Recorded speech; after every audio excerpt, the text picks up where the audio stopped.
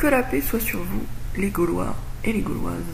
Petite vidéo de soutien psychologique pour ceux qui en auraient besoin.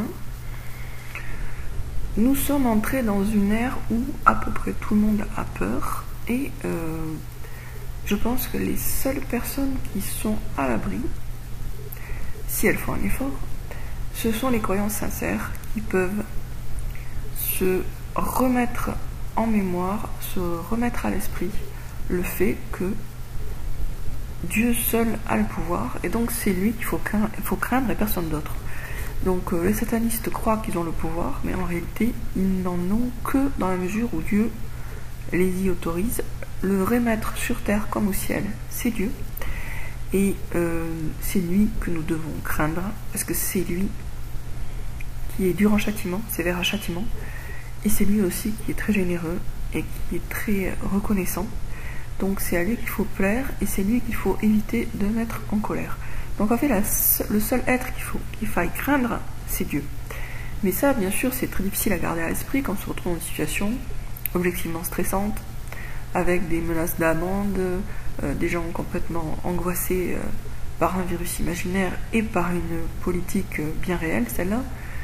Et tout ça crée un contexte hyper angoissant. On ne voit plus de visage, on ne voit plus que des masques. Tout ça est vraiment, vraiment stressant. Moi, tout à l'heure, je me promenais dans un parc. Quand on se promène dans un parc, en général, moi, en tout cas, ça me fait du bien, parce qu'il y a la nature, il y a les arbres, il y a le ciel. On se reconnecte un petit peu à la création de Dieu. Mais là, le climat est tellement angoissé que, d'une part, il y avait des bâtiments à côté, et je me disais, si regarder par la fenêtre, il pourrait voir que j'ai pas de masque, et puis appeler la police. C'est pas très vraisemblable. Mais voilà, le simple fait qu'il y ait potentiellement des gens me faisait penser à ça. Et puis il y avait quand même des gens que je croisais justement dans ce parc. Et soit ils avaient le masque, soit ils l'avaient baissé, mais quand ils me croisaient, ils le remontaient sur leur nez et sur leur bouche, comme si j'étais de la police. Alors, je n'en suis pas. Ou comme s'ils avaient peur que j'ai le virus, mais de toute façon c'est plus du tout rationnel, c'est des espèces de réflexes induits par un harcèlement moral qui est du même ordre que celui qu'ont subi les Allemands sous le Troisième Reich. Sauf que je pense qu'actuellement il est bien pire en réalité que ce qu'il y avait en Allemagne. Mais en fait c'est quand même du même ordre, quoi. C'est qu'on est bombardé par une propagande incessante. Et du coup, tout le monde est angoissé par cette propagande qui vise à ça, quoi, qui vise à angoisser tout le monde. Et donc, pour sortir de tout ce stress, que faut-il faire ? Je vais vous donner un conseil que je vais aussi essayer de suivre moi-même en même temps. Jeûner, parce que j'ai remarqué que quand on a le ventre vraiment vraiment vide, franchement on a le niveau de stress qui descend. Ça je l'ai constaté plein de fois, c'est-à-dire que un estomac bien rempli, c'est très favorable pour stresser. Moi je l'ai vécu plein de fois. Et inversement, un estomac bien vide, ça calme, ça apaise en fait. Quand on a très faim, on n'a plus vraiment la... Je sais pas, on est moins motivé pour avoir peur, si je puis dire. La peur est désamorcée par le ventre vide. Donc jeûner, c'est très bon pour la foi, et c'est très apaisant. Donc demain, Inch'Allah, je jeûne. Voilà. Ça va être dur, ça fait longtemps que j'ai pas jeûné, mais je vais jeûner, ça va me faire du bien. Et comme ça, j'aurai pas peur. Je ferai peut-être pas grand-chose de ma journée, mais je serai zen, quoi. Et puis finalement c'est quand même ça la base, parce que de toute façon quand on n'est pas zen, quand on est trop angoissé, on fait rien de bon. Donc autant bosser sur l'essentiel, c'est-à-dire sur son état d'esprit. C'est quand même la racine et la base pour tout le reste. Donc quand on travaille à récupérer son calme, on travaille vraiment pour soi-même, quoi. Voilà, donc mon petit conseil, jeûner, et puis faites une invocation que je trouve très utile. Ya Allah, ou ô Seigneur, ô mon Dieu, fais que je te craigne toi et personne d'autre. Ya Allah, fais que je te craigne toi et rien d'autre. Et puis vous pouvez préciser, Ya Allah, fais que je te craigne toi et pas la police. Ya Allah, fais que je te craigne toi et pas les amendes. Cette invocation, elle m'a été bien utile pendant le premier confinement. Elle m'a vraiment enlevé petit à petit, elle m'a permis de relativiser beaucoup la crainte de la police. Parce que dans une situation comme ça, de stress, où tout le monde stresse en plus, il faut avoir conscience de ce qui se passe en nous-mêmes si on veut prendre le contrôle de soi-même. Il faut être conscient de ce qui se passe en soi. Donc si vous êtes stressé, prenez-en conscience. Dites-vous, là je suis stressé, là je suis angoissé, qu'est-ce que je peux faire pour faire baisser mon stress? Ces invocations-là sont très calmantes. Ça, plus le jeûne, c'est vraiment efficace. Après, bien sûr, il y a écouter le Coran, lire le Coran, pour les chrétiens, lire la Bible. Et ça fait aussi beaucoup de bien. Mais un estomac vide, franchement, c'est vraiment un médicament puissant contre le stress.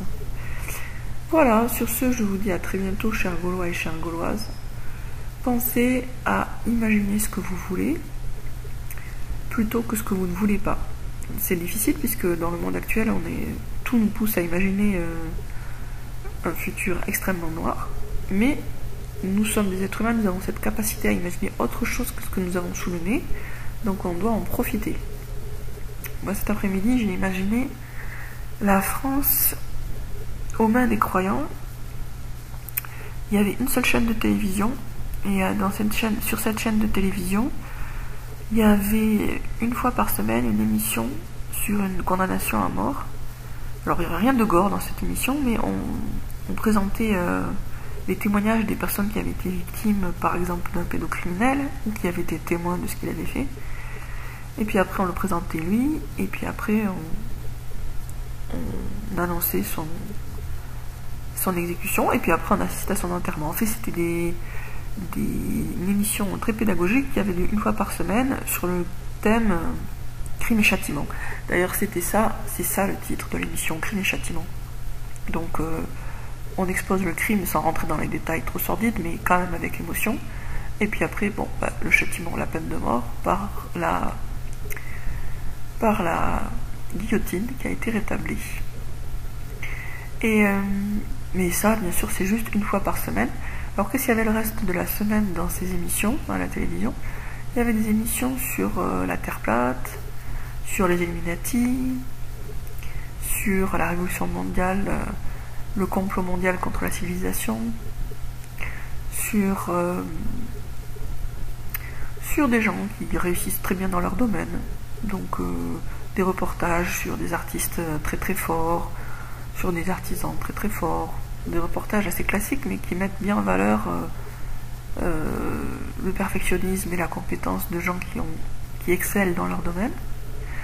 Des reportages aussi sur des qualités morales. Donc il y avait des reportages sur le courage, avec des témoignages des histoires du passé et du présent de gens courageux, une émission sur la patience, etc. Donc en fait c'était des émissions extrêmement variées. Il y avait aussi des films, des comédies sympathiques, feel good, des comédies familiales, des trucs qui font rire, qui mettent de bonne humeur. Donc c'était ça en fait sur la chaîne de télé unique de la Nouvelle-France, où la monarchie a été rétablie. La tour Eiffel est maintenant dorée et verte. Alors elle est dorée parce qu'elle a été repeinte en doré, et elle est verte parce qu'il y a beaucoup de verdure dessus, qui dégouline entre guillemets de ses côtés. C'est vraiment très joli. Et en haut, il y a une espèce de drapeau mais rigide, ce qui fait que ça fait penser un peu aux tour Eiffel des touristes, mais donc c'est un drapeau blanc avec la fleur de lys dorée. Ensuite, dans cette France nouvelle, il n'y a plus l'Élysée, enfin c'est pas à l'Élysée que ça se passe à Versailles de nouveau, comme avant la Révolution française.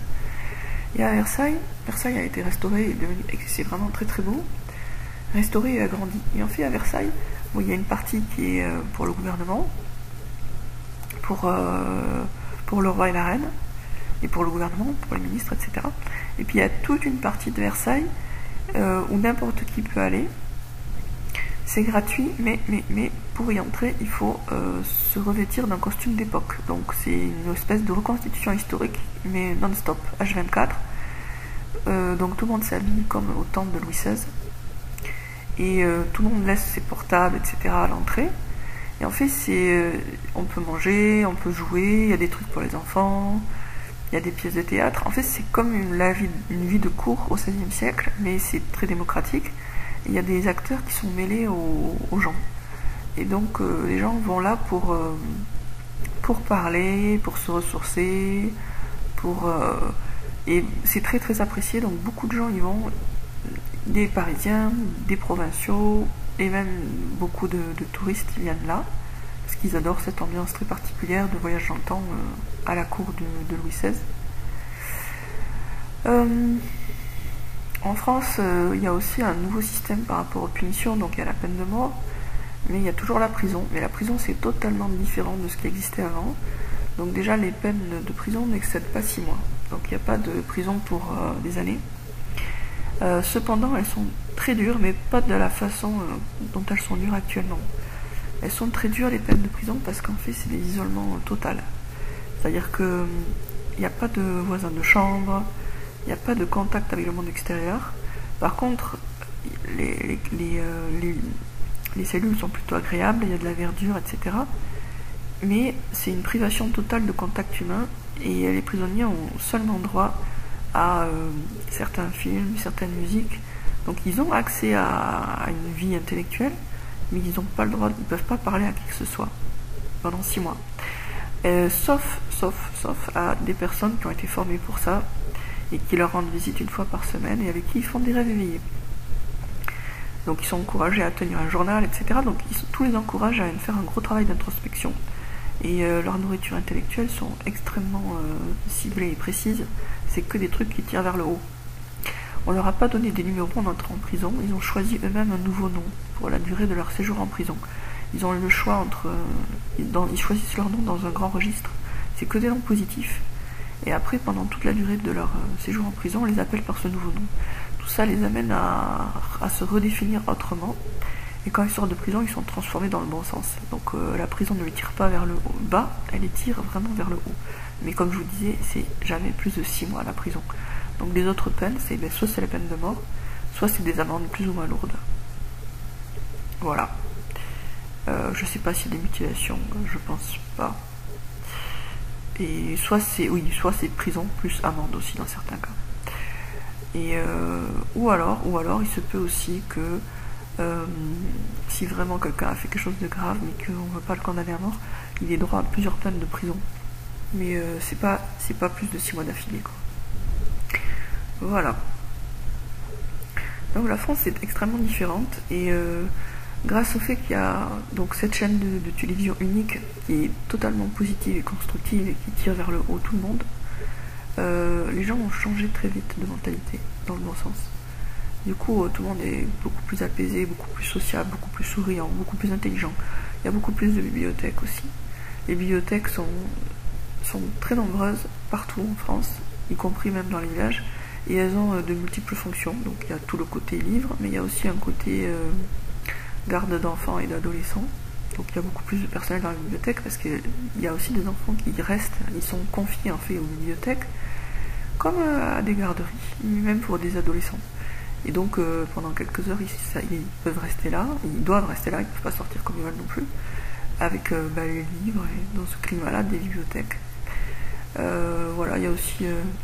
il y a vraiment plein de trucs qu'il n'y avait pas avant qui contribuent à cultiver la population, à lui ouvrir les yeux sur tous les sujets où elle a été abrutie et manipulée auparavant. Ce qui fait que les gens sont extrêmement éveillés et éclairés sur tous les sujets qui étaient tabous auparavant. Et voilà. Donc vous voyez, il y en a qui se prennent la tête pour savoir comment on va faire quand il y aura les vaccins. Moi, je vois pas l'intérêt parce que je pense pas qu'on doive passer notre énergie à imaginer ce que les satanistes veulent pour nous. Je pense qu'on doit passer notre énergie à imaginer ce que nous voulons pour le monde. Voilà. Sur ce, je vous dis à très bientôt les amis, à très bientôt les Gaulois et les Gauloises, courageux résistants au nouvel ordre mondial.